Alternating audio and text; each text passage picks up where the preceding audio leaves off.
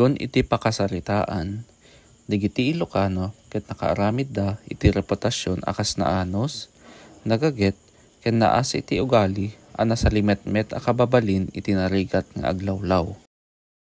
Ti pamilya ket nakasentro iti kultura ni Ilocano a nadayaw kadagiti nataengan. Ti konsepto ti panagkikinnamayet may pangpangrona ti panangtrato ken panangiyalikaka ti sangaili.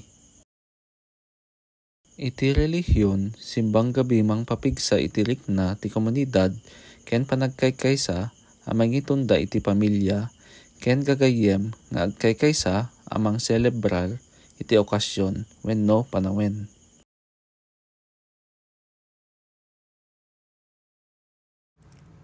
Kawayan. Ti kawayan ket maningisimbolo iti kinamanagpanunot, kinaandur ken pigsa gapu iti kabailan na nga agkurba a di maburak ken irepresentar namet ti kinapakumbaba, kinatarnaw ken nagtultuloy a panagduras akas metlaeng kadagiti Ilocano. Pakak. Ti pakak isimbolo na iti kinaandur, kinapinget ken taraon. Ti kabailan ti pakak nga agrang ay iti adu a kasasaad ti mamagbalin iti daytoy a simbolo ti kinaandor ken kinapinget akas metlaeng kadagiti Ilocano. Makita daytoy akas simbolo ti taraon gapu ta mangipaay daytoy iti mapagtalkan a pagtaudan ti taraon para iti adu a komunidad. Garami ti pagay. Ti garami ti pagay isimbolo na ti naduma-duma a konsepto kang runaan na ti kinarangay ken nasaya at nga apit. Ti garami a mismo ket simbolo ti pagay. Ti kang runaan nga apit ket nga rod irepresentar na ti kinawadwad nga agtaod iti nawadwad nga apit.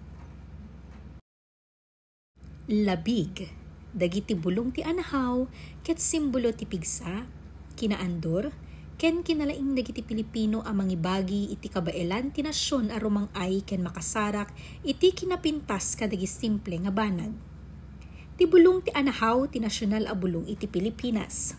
A mangisimbolo iti manayon nga espiritu ti umili a Pilipino ken mangiladawan kadagiti galad akas iti parabor napinget a panagtrabaho ken pigsa. Bulong iti buatsina.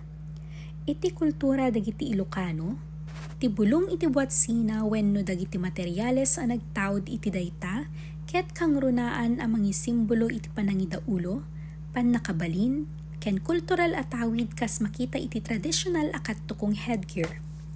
Daytoy a praktikal a banag, maysa a nalawat ti murdong na a sombrero na aramid manipod kadagiti namaga a bulong ti buatsina ket irepresentar na ti kinamanagpartuat ken kinasyasino iti komunidad.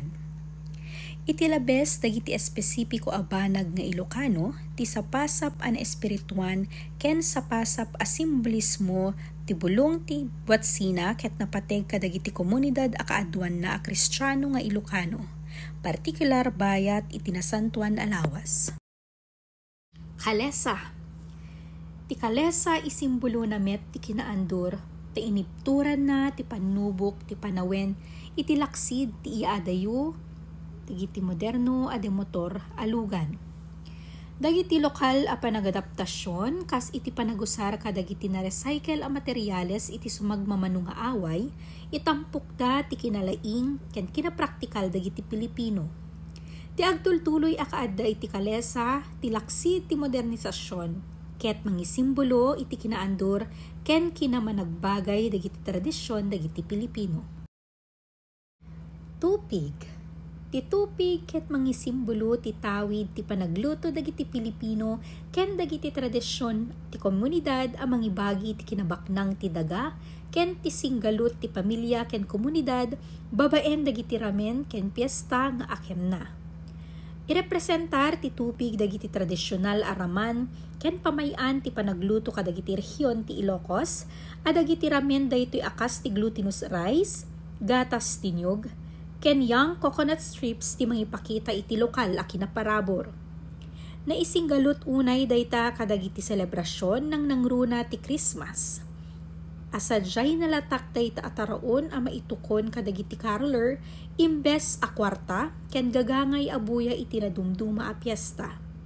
Tinapigket a tekstura ti rice cake ket makita akas metapora para iti nasinged a relasyon a mamagsilpo kadagiti pamilya ken komunidad.